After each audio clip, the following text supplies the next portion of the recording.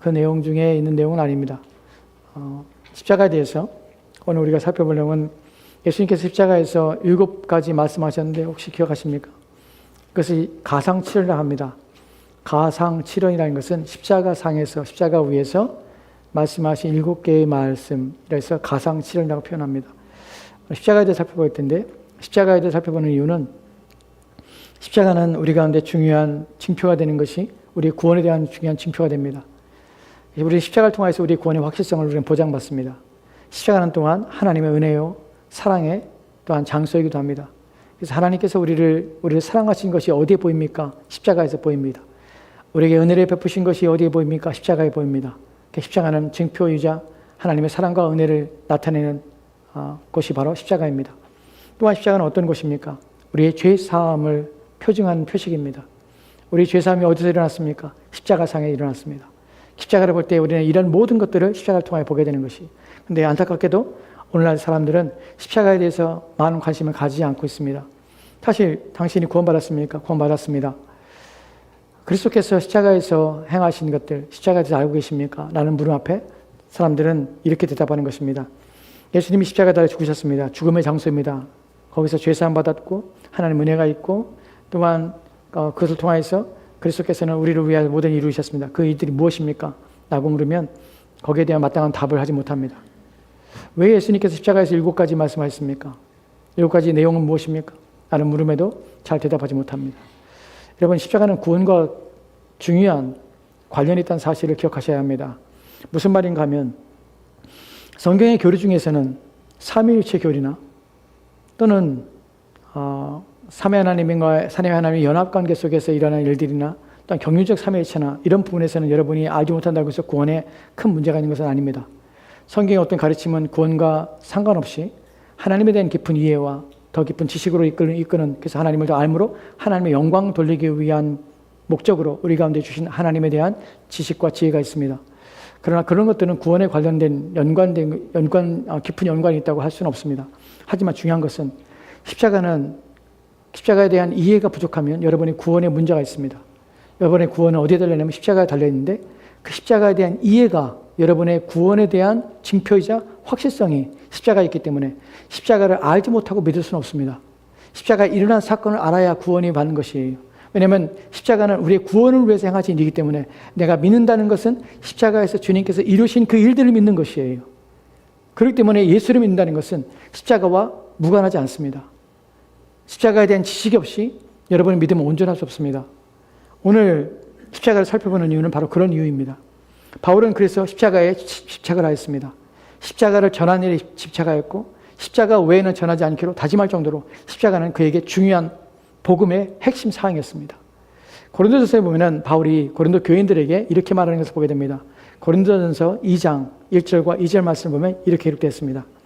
같이 봅시다. 같이 읽겠습니다. 시작. 형제들아, 내가 너에게 나아가 하나님의 증거를 전할 때에 말과 지혜의 아름다운 것으로 아니하였나니 내가 너희를 중에서 예수 그리스도와 그가 십자가 못 박으신 것 외에는 아무것도 알지 아니하기로 작정하였습니다. 아멘. 본문에서 바울은 고린도에 나갈 때, 고린도 교회에 갈 때에 말과 지혜의 아름다운 것을 아니하니 무엇을? 하나님의 증거를 전할 때에 그가 하나님에 대해서 증거할 때에 그는 말과 아름다운 지혜의 아름다운 것은 무슨 말입니까? 사람들의 논리적인 설득력, 그 다음에 탁월한 언변 이런 것들이 그에게는 필요한 것이 아니었습니다. 좋은 말로 사람들을 습득하고 이해시키려고 하지 않았습니다. 그는 이 말과 지혜로운 아름다운 지혜로운 것 이런 것들이 아니라 그는 투박하지만 또한 어렵지만 또한 잔인한 것처럼 보이지만 십자가라는 것을 중심을 놓고 그것을 전했다는 것이에요. 그래서 내가 너희 중에서 예수 그리스도와 그가 십자가에 못 박히신 것 외에는 아무것도 알지 아니로 작정하였습니다. 작정하는 것은 그가 이미 결심하고 강하게 마음에 확신하고 또한 마음에 결단했다는 것이에요.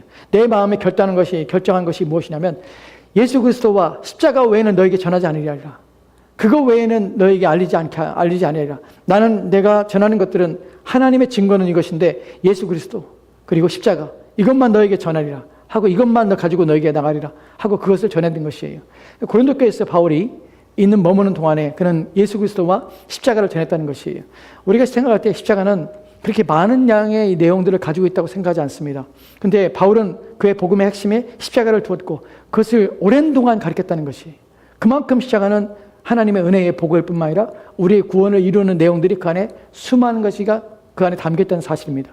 우리는 이러한 사실에 대해서 십자가의 중요성을 잊으면 안 되는 것이에요.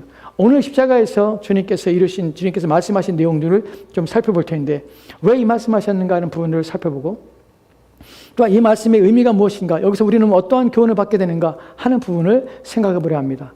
오늘 우리가 함께 읽었던 요한복음 19장 28절 말씀 먼저 보도록 합시다. 다시 한번 28절 말씀 함께 같이 읽도록 합시다. 같이 읽겠습니다. 시작. 그 후에 예수께서 모든 일을 이미 이루어진 줄 아시고 성경을 응하게 하려 하사 이르시되 내가 목마르다 하시니. 아멘. 예수님께서 본문에 보면은 내가 목마르다, 이것이 예수님께서 말씀하신 내용입니다.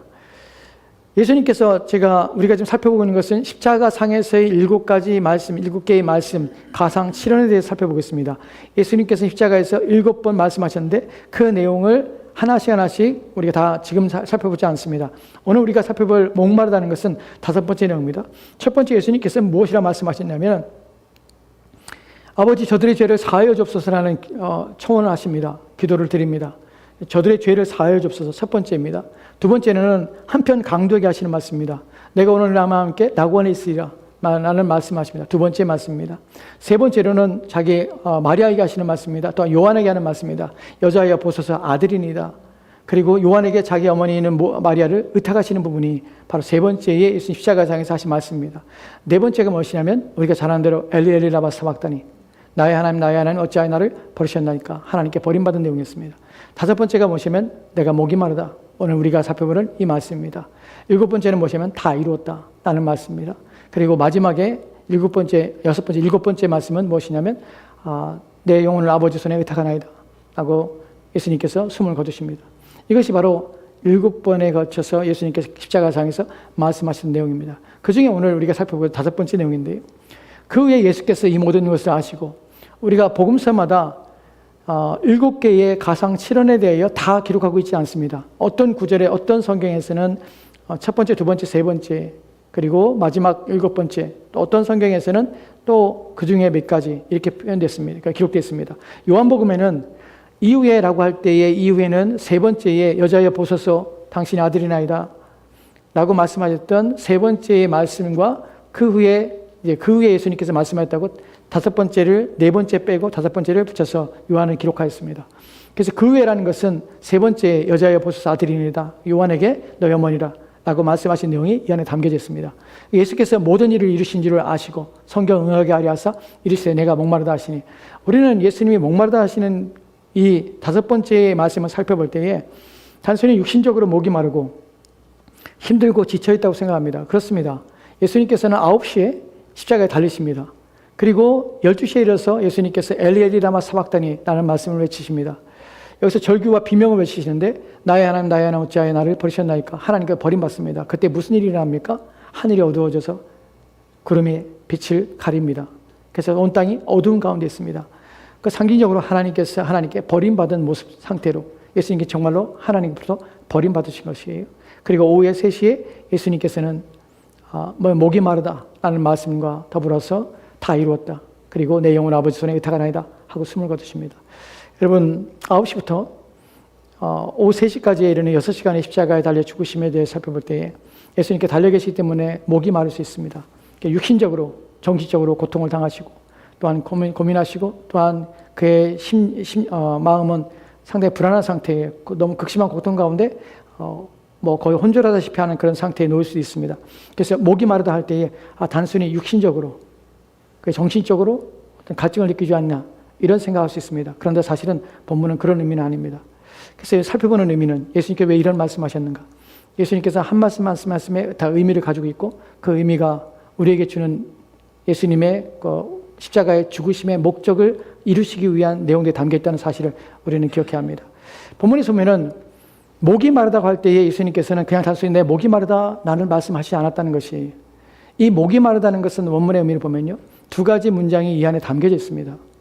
무엇이 담겨지냐면 그 후에 예수께서 모든 일을 이미 이루신 줄 아시고라는 것이 첫 번째입니다. 모든 것을 아셨습니다. 다 이루신 줄을. 두 번째는 무엇입니까? 성경을 응하게 하려고. 즉 목이 마르다는 것은 단순히 육체적으로 갈증을 느껴서 목이 마르다는 것이 아니에요. 다 이루어진 줄 아신 것이에요. 그리고 나서 말씀하신 것이. 그리고 두 번째로는 성경을 응하게 하려고, 성경이 성취되게 하고 성경의 예언이 이루어지게 하려고, 그리고 목이 마르다고 말씀하신 것이. 여기에는 단순히 육체적인 목이 마름만이 아니라 예수님께서 의도를 가지고 계시다는 것이에요. 그 의도에 대해서 십자가에서 이루고자 하시는 뜻이 무엇인가를 생각해 봐야 되는 거죠. 왜 예수님께서는 십자가에 달려서 고난을 당하셨는가? 왜 그러신가? 하는 부분에서 우리는 성경을 통하여 왜 십자가에 죽으십니까? 라는 것에 대해서 우리는 여러 가지 답변을 듣게 됩니다. 여러분, 예전에 제가 설교할 때에 왜 예수님은 죽으면 십자가에 죽으십니까? 라는 설교를 드렸습니다. 설교를 여러분에게 했던 적이 있습니다. 몇 번을 했죠. 왜 예수님이 십자가에 죽으십니까? 왜 칼을 맞아 죽으면 안 됩니까? 왜 독약을 마시고 죽으면 안 됩니까? 왜 당신의 스테반이 죽은처럼 돌에 맞아 죽으면 안 됩니까? 왜 예수님 십자가에 죽으십니까? 이에 대해 성경은 뭐라고 말합니까? 신명기 21장 23절 말씀, 갈라디아 3장 13절 말씀, 베드로전서 2장 24절 말씀, 이런 말씀도 우리 가운데 왜 십자가에 죽으심해야 되는지, 왜 이것이 예언된 죽으심이요, 주님께서는 자기의 죽음이 어떠한 죽음으로 죽으실지 미리 아셨다는 표현들, 왜 십자가에 죽으십니까? 왜냐하면 십자가는 하나님의 저주받은 자가 달려 죽는 곳이기 때문에 그렇습니다. 그래서 예수님은 십자가에 달려 죽으신 것입니다. 이에 대하여 베드로전서 2장 24절 말씀은 이렇게 기록되었습니다.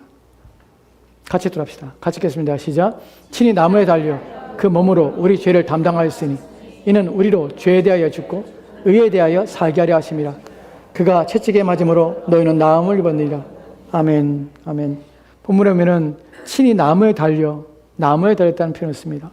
사실 그렇습니다. 십자가라는 것은 우리가 아는 크로스냐 아니면 나무냐 라는 부분에서 중요한 것은 나무에 달렸다는 것이, 나무에 달렸다는 것이 왜 이런 표현을 씁니까? 나무에 달린 자는 하나님께 저주받은 자예요. 그 죽음이 저주받았다는 것이에요. 그 죽음이 하나님에 의해서 죽은 것이, 물론 모든 사람이 하나님에 의해서 부르심 받습니다. 그러나 하나님이 저주하여 죽은 자, 그가 바로 나무에 달려 죽은 자입니다. 하나님께 저주하여 죽은 자는 나무에 달음으로 하나님께 저주받은 자, 버림받은 자라는 의미가 이미 신명기 21장 23절 말씀에 기록되어 있습니다. 그것에 따라서 나무에 달려 죽는 것이에요. 친히 나무에 달려 저주받아서 죽음으로 그 몸으로 우리 죄를 담당하셨으니, 그분이 자신의 죄를 위해 죽으신 것이 아니라 십자가에 달려 죽으신 것은 그분의 죄가 아니라 우리의 죄를 친히 담당하심으로, 우리의 죄책을 담당하심으로, 우리가 마땅히 받아야 될 우리의 죄에 대한 대가를 그분이 짊어지심으로. 여기 중요한 것이 짊어짐이심이라 할 때에 우리가 사람들이 오해합니다. 예수님이 죄 없으신 그분에게 우리의 모든 죄가 그분에게 전가될 때에 그 죄가 그분에게 임하여서 그분이 죄인이 되는 것은 아닙니다.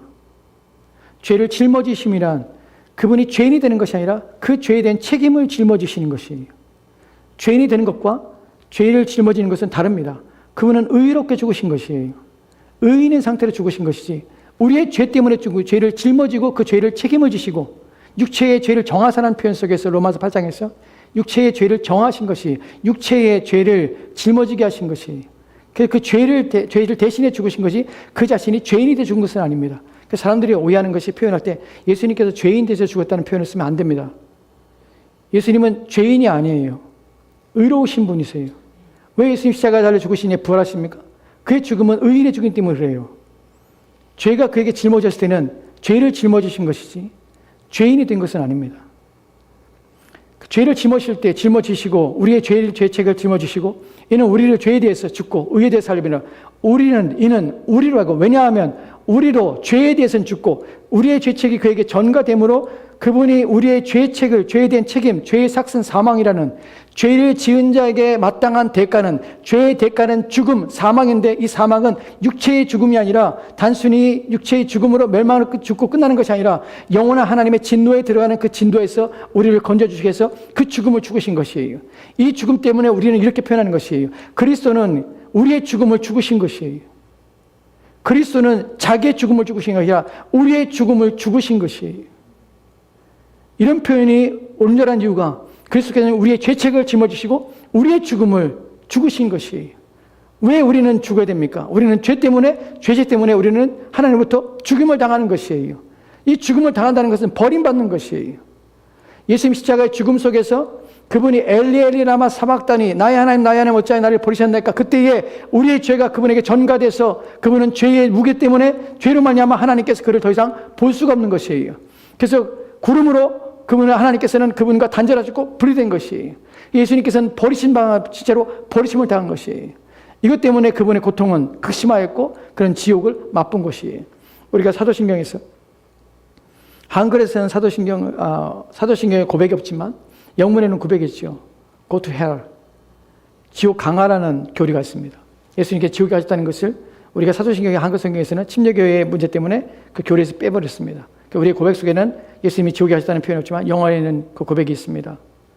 지옥에 가셨다는 것 직접 지옥에 가셨다는 표현이 아닙니다. 지옥을 맛보신 것이 죽으심을 통하여서 하나님과 분리가 일어났습니다.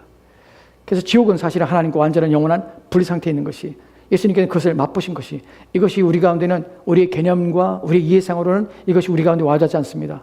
왜 와닿지 않나요? 우리는 한 번도 지옥을 맛본 경험이 없습니다. 하나님의 분리가 무엇인지 우리는 한 번도 경험하지 않았어요.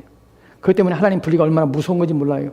여러분이 지옥을 맛본다는 것은 이 세상에서 당하는 어떤 고통과 비교할 수 없다는 사실을 우리는 한 번도 경험적으로 체험한 적이 있기 때문에 막연한 상상 속에 있습니다.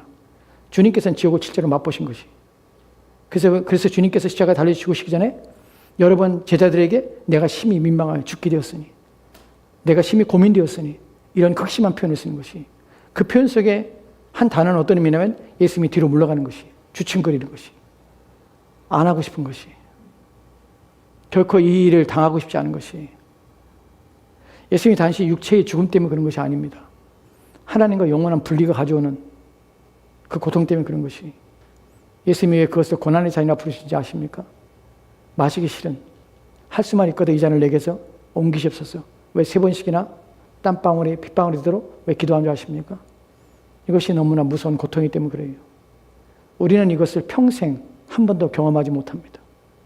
왜냐하면 그런 것을 느낄 만한 그런 상태에 우리는 가보지 않기 때문에 그래요. 그러나 언제 경험합니까? 하나님과 분리되어서 영원한 지옥을 맛볼 때 예수님이 맛보신 지옥을 그때 우리는 경험하게 되는 것이. 그 때문에 지금은 개념상 이런 것이 우리 가운데 안 옵니다. 우리는 지옥에 가는 것, 예수를 잘못 믿는 것 전혀 신경 쓰지 않습니다. 개의하지 않습니다. 왜요?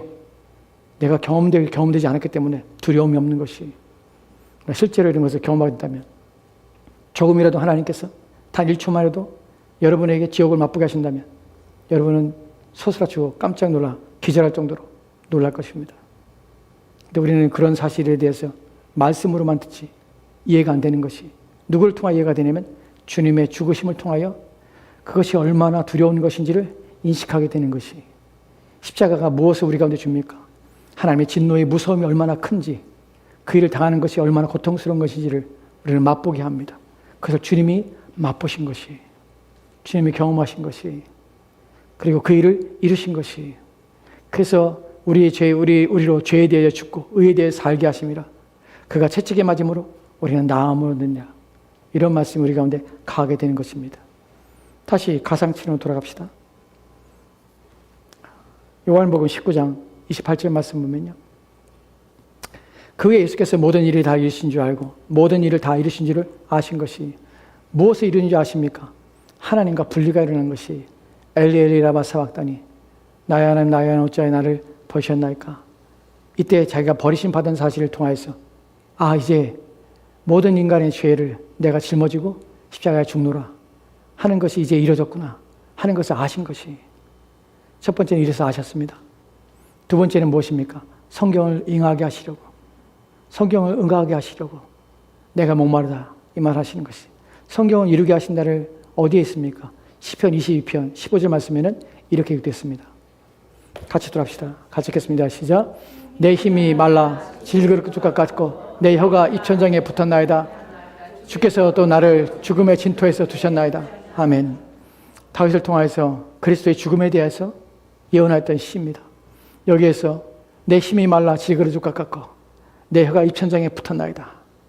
이제 내가 심히 목마르다.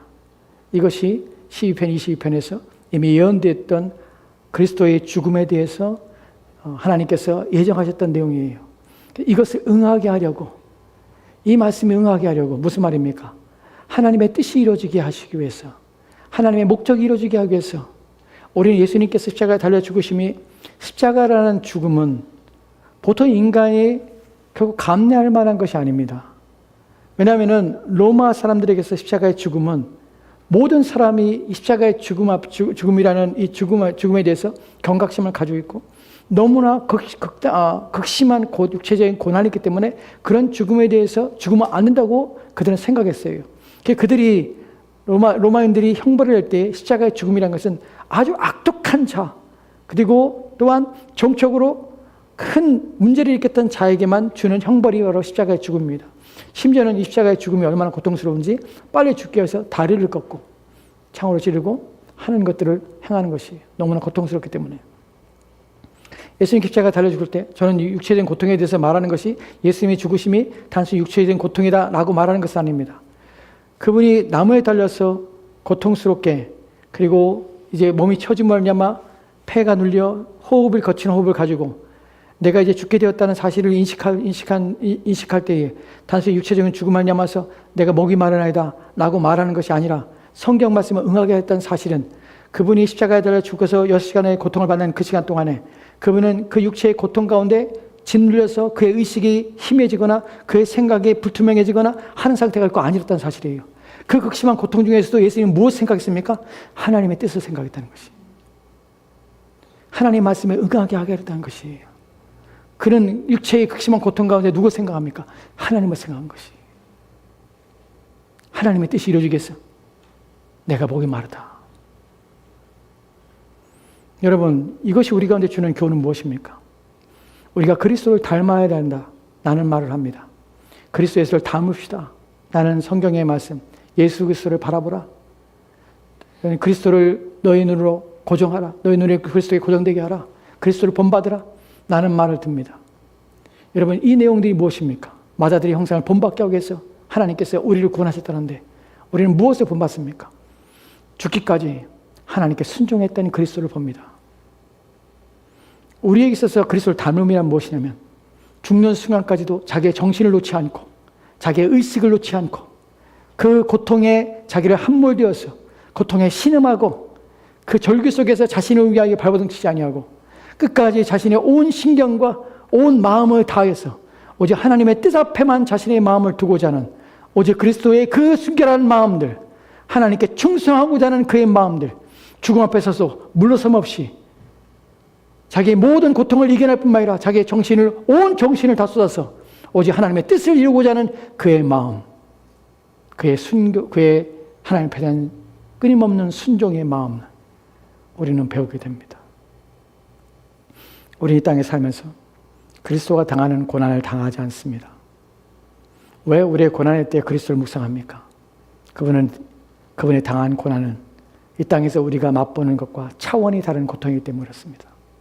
근데 그분은 그것을 기쁨으로 참으셨습니다. 우리가 그리스도를 바라볼 때 우리가 인내할 수 있는 이유는 주님께서 나를 위하여 당하신 그 고난과 내가 지금 당하고 있는 고난은 비교할 수 없다는 사실을 인식하기 때문에 그렇습니다. 주님께서는 그 상태에서도 신음하지 않고 그 상태에서도 허튼 소리를 하지 않았습니다. 그 상태에서 자신의 육신을 돌아보는 말을 하지 않았습니다. 그 상태에서도 하나님의 뜻이 다 이루어지기를 위하여 온 생각을 집중하고 마음을 집중하여 하나님 뜻 앞에만 자신의 마음을 두고 생각을 두고 행하셨다는 사실입니다. 우리는 어때야 되겠습니까? 우리는 어떠한 삶으로 살아야 되겠습니까? 하나님 앞에 온 마음을 다하며 살아야 되지 않겠습니까? 주님께서 그러셨다면 우리는 주님과 비교할 수 없는 고난을 주님과 비교했을 때 우리는 너무나 약하고 또한 크지 않은 문제 앞에서도 우리는 신음하며 고통하며 절규하며 우리의 신앙과 믿음을 흔들리고 하나님 앞에 순종하려는 우리의 의지는 꺾이고 또 하나님의 말씀 앞에 따르려는 우리의 마음들은 약해지고 하는 우리를 볼 때 우리는 얼마나 연약한 자들이며 얼마나 빈약한 자들입니까? 하나님을 향한 온 힘을 다하는 충성에 있어 우리는 그리스도께서 닮아가는 그리스도를 닮아가는 그 부르심 앞에서 우리는 어떠한 삶으로 주 앞에 충성해야 되는지를 생각해 볼 때 우리는 얼마나 나약한 자들입니까? 우리는 그리스도를 바라봐야 합니다. 그리스도가 행하신 것들을 생각해야 합니다. 그가 행하신 그 모든 일들을 우리는 주의 있게 따라야 합니다. 이것이 저와 여러분들이 그리스도께 십자가에 달려 죽으시는 모습 속에서 우리가 본받게 되는, 우리가 바라보게 되는 그리스도의 모습인 것입니다. 이제 우리가 살펴볼 것은 그 다음에 나온 내용입니다. 29절 말씀 보도록 합시다. 29절 말씀 같이 돌아합시다. 같이 읽겠습니다. 시작. 거기에 신포도주가 가득히 담긴 그 그릇이 있는지라 사람들이 신포도주를 적신 해면을 우슬초에 메어 예수의 입에 대니. 아멘. 거기에 포도주가 가득히 담긴 그릇이 있었습니다. 사람들이 그 신포도주를 적신 해면이라는 것은 바다에 있는 스폰지 같은 물기를 담아낼 수 있는 것을 말합니다. 그것을 우슬초에 메어서 예수의 입에 댄다 합니다. 여러분, 우슬초에 댄 것을 예수님의 입에 대는데, 성경에 보면 예수님이 십자가에 달려 죽으실 때에 2번 군병들에 의해서 무엇인가를 제공받는 사건이 2번 있습니다. 첫 번째는 무엇이면 쓸개탄 포도주를 예수님 십자가에 달리기 전에 예수님께 마시려 합니다. 예수님이 거절하십니다. 왜 예수님께서는 쓸개탄 포도주를 거절하셨을까요? 왜냐하면 쓸개탄 포도주라는 것은 고통을 경감시키는, 마취를 시키는 그런 효능이 있습니다. 그 십자가에 달리는 고통을 당하기 전에 쓸개탄 포도주 줌으로 그 고통을 경감시키기 원하였습니다. 근데 예수님께서는 그것을 받지 않으셨습니다. 무슨 말입니까? 예수님은 당하셔야 할 고난 중에 하나도 예외 없이 다 당하셨다는 것이, 하나도 자기를 위하여, 자기 육체를 위하여, 자기의 힘듦을, 고난을 경감시키기 위하여 무엇 하나 빼지 않으셨다는 것이 무슨 말입니까? 우리의 구원을 위하여 받으실 모든 고난을 당하셔서 우리의 구원에 필요한 모든 것들을 다 당하시고 우리의 구원을 완전케 하셨다는 것이, 주님께서는 십자가에 달려 죽으시는 그 순간에 자기를 돌보지 않으셨습니다. 자기가 받을 모든 것들을 받음으로 우리에게 줄 그 모든 유익이 있어서 하나도 부족함이 없도록 다 채우셨다는 사실이에요. 이것은 그분이 우리의 구원을 얼마나 위하시는지, 우리의 구원에 무엇 하나 부족함이 없도록 애쓰시는지 우리는 그것을 그분을 죽음을 통해서 보게 되는 것이, 2번째로 받으신 것이 바로 해면을 통해서 우슬초로 메어 예수의 입에 대니, 해면을 통해서 우슬초로 신포도주를 담아서 예수님의 입에 댑니다. 예수님께서 이것을 받으십니다. 여기서 우슬초로 메었다는 의미가 무엇입니까? 이 이야기가, 이 내용들이 왜 이렇게 기록된 것입니까? 예수님이 그것을 받으신 내용이 무엇입니까? 하나님 말씀을 이루기 위해서 그렇습니다. 시편에 보면은, 시편의 66편인가요? 69편 21절 말씀에 이렇게 기록됐습니다. 같이 들어갑시다. 시작. 그들이 쓸개를 나의 음식물로 주며 목마를 때는 초를 마시게 하였사오니. 아멘. 이것 또한 그리스도의 죽음에 대해서 예언한 말씀입니다. 그들이 쓸개를 나의 음식물로 주며 쓸개탄 포도주를 마시지 않습니다. 주며 목마를 때에는 초를 마시게 하였으니 초를 예수님이 준 것이에요. 여러분, 이 말씀 속에서 우리가 아까 살펴봤던 29절 말씀에서 우슬초로 합니다. 우슬초. 왜 이것을 기록한지 아십니까? 왜 우슬초인지 아십니까? 군병들은 그 일을 행하면서 자신들이 무슨 일을 하는지 알지 못하고 행했습니다. 그런데 이것이 다 예언됐던 내용입니다. 우슬초는 어디 있습니까? 구약에 보면 유월절 어린 양을 잡을 때 그 피를 문설주 사방에 바릅니다. 기둥과 임방에다 바릅니다. 그때 무엇입니까? 우슬초에 피를 찍어서 그것을 뿌리는 것이에요. 예수님의 죽으심이 어떤 죽으시냐면 어린 양으로서, 우리를 위하여 죽으신 어린 양으로서, 희생으로서, 화목제물로서 죽으심에 대한 내용이 이 안에 담겨져 있습니다. 그리스도의 죽음은 살리며 생명 얻게 하기는 패스오버, 유월절, 하나님의 진노가 넘어가도록 우리에게 임하지 않도록 하시는 어린 양으로서의 죽으심이라는 사실을 본문에서 보여주는 것입니다. 이처럼 예수님의 죽음은 모든 것이 다 우리를 향하여, 우리를 위하여 있다는 사실을 우리는 보게 됩니다. 이런데도 불구하고 우리가 십자가에 대해서 무관심할 수 있습니까? 십자가를 알지 못하면서 구원을 말할 수 있습니까? 그럴 수 있다는 사실이에요. 이제 마지막 한 절, 30절 말씀 보도록 합시다. 19장 30절 말씀 같이 들어갑시다. 같이 읽겠습니다. 시작. 예수께서 신포도주를 받으신 후에 이르시되 다 이뤘다 하시고 머리를 숙이니 영원히 떠나가시니라. 아멘. 이것은 6번째 예수님께서 말씀하신 내용입니다. 요한복음에 기록되지 않지만 다른 복음서에서는 아버지여 내 영혼 아버지 손에 의탁하나이다 하고 숨을 거두십니다. 여기서 먼저 볼 것은 영원히 떠나가시니라. 한글 성경에서는 떠나가시나 번역되는데 사실은 이 말은 주셨다는 것이, 포기하셨다는 것이 자기의 생명을 스스로 포기하신 것입니다. 예수님께서는 자기의 생명을 포기하셨습니다. 누구를 위하여? 우리를 위하여 포기하셨습니다. 자신의 생명으로 우리의 생명을 바꾸신 것입니다. 이것이 예수님의 죽으심의 내용 속에 담겨져 있는 의미입니다. 여기서 중요한 내용인데 예수께서 신포도주를 받으신 후에 이르시되 다 이루었다. 6번째 말입니다. 다 이루었다는 말은 헬라어로 테텔레스타이라는 말입니다. 이 단어에 우리가 집중하는 이유는 이 단어를 영어 성경에서는 finish, is finished, 끝냈다. 또한 ESV에서는 complete, 완성했다, 성취했다 라는 번역으로 번역했습니다. 그 의미가 이 안에 담겨져 있습니다. 다 끝난 것이. 무엇이 다 끝났는가? 이 단어의 원어에 이 단어의 어근이 되는 단어의 의미는 무엇이냐면 이것은 상업적인 용어입니다. 매매에 사용되는 것이 누군가 매매를 하고 있습니다. 물건을 사고 파는 것이 물건을 사고 팔 때 언제 매매의 끝이 납니까? 내가 물건을 산 후에 물건값을 지불한 후에 그러면 매매는 끝이 납니다. 본문의 의미가 바로 그런 의미입니다. 물건을 값을 지불하고 물건을 삽니다. 그리고 물건을 값 지불했기 때문에 매매가 끝이 난 것이. 예수님께 이 단어를 사용하신 이유는 매매가 끝이 났다는 것이. 무슨 말입니까? 우리의 죄값을 다 지불해서 지불이 끝났다는 것이. 그리고 정산이 됐다는 것이. 이 말의 의미가 무엇입니까? 더 이상 정죄가 없다는 사실이에요. 더 이상 이 일로 말미암아는 우리가 하나님 앞에서 더 이상 심판과 진노를 받지 않게 됐다는 사실이에요. 끝이 났습니다. 로마서 8장에서 바울이 이제 누구든지 그리스도 안에 있는 자들은 결코 정죄함이 없나니. 왜 정죄함이 없습니까? 끝이 났기 때문에 그래요. 다 지불되었습니다. 또한 사망이나 죄가 더 이상 우리를 지배하지 못합니다. 왜요?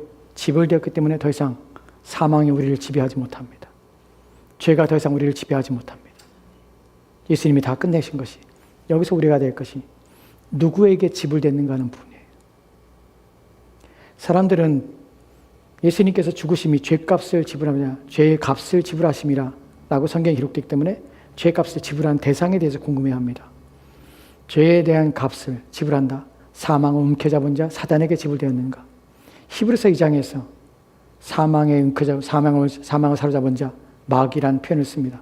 그래서 사람들은 마치 마귀에게 값을 지불한 것처럼 착각합니다. 마귀는 예수님의 핏값을 지불할 대상이 아닙니다. 마귀는 그런 권한이 없습니다. 예수님은 마귀와 거래한 것이 아닙니다. 마귀는 예수님의 지배 상태에 있는 것이지 예수님의 거래의 대상으로서 존재하는 것이 아닙니다.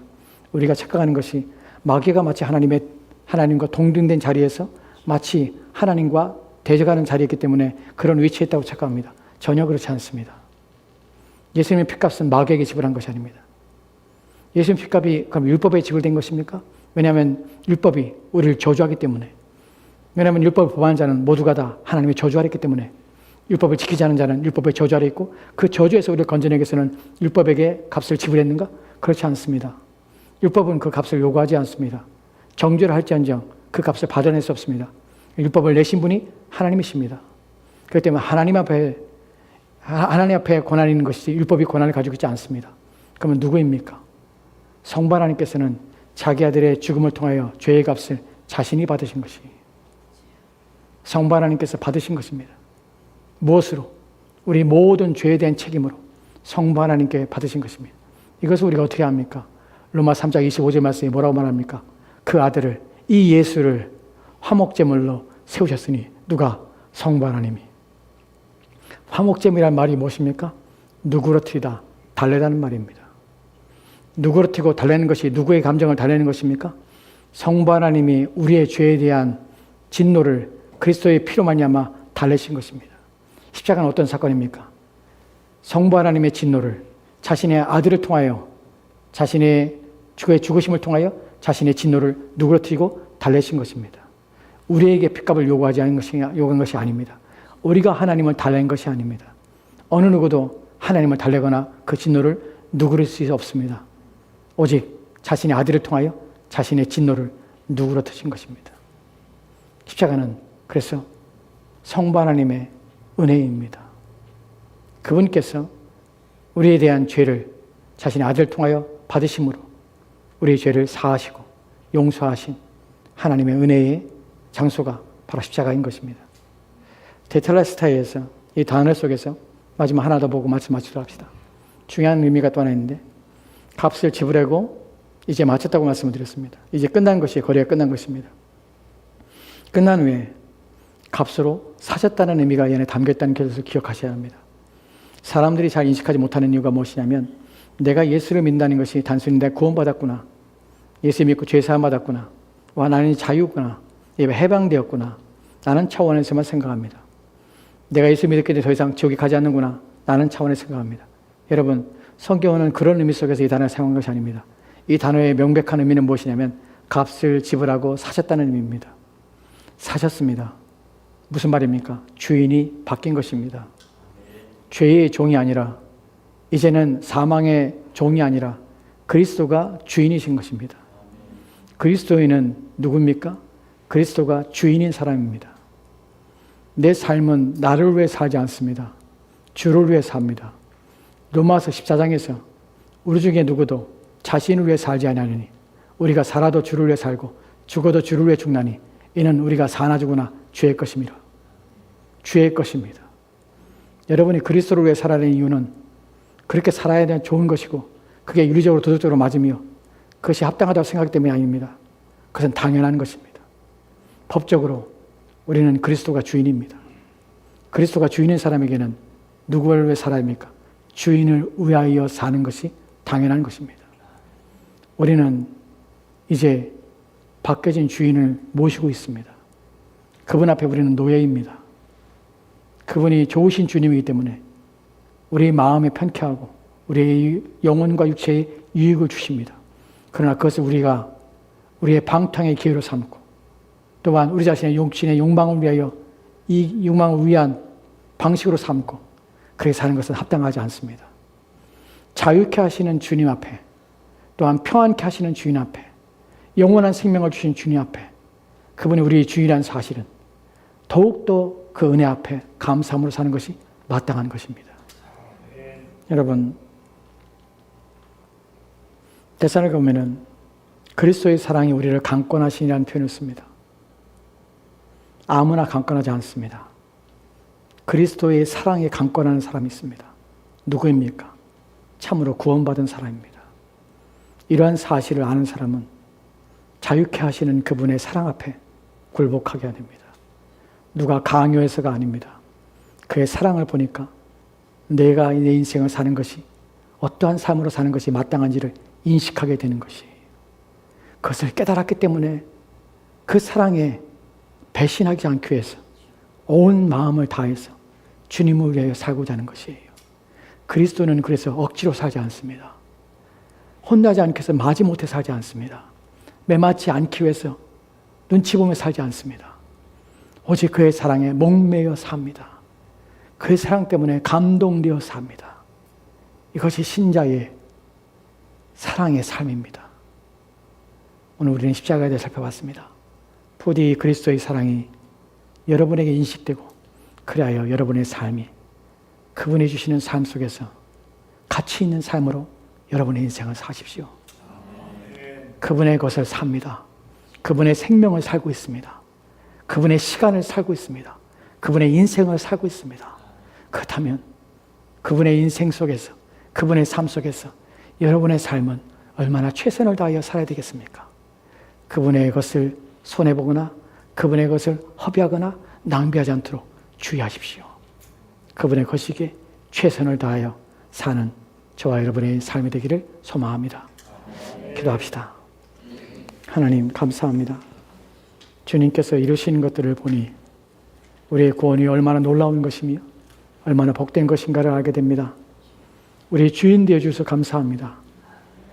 죄의 노예가 아니라 한평생 매여 사망 가운데 두려움 가운데 살다가 끝나버릴 인생이 아니라 어찌 우리를 이렇게 사랑하셔서 우리를 위해 죽으심으로 우리로 하여금 이 복된 은혜의 자리에서 하나님을 위하여 살 수 있는 기회를 주시고 그 자격을 주시고 우리가 주님의 노예인데 불구하고 우리를 자녀라 불러주시고 우리를 이런 영광스러운 자리에 세워주심에 대하여 한없이 영원토록 주님을 찬양하는 것이 마땅함을 압니다.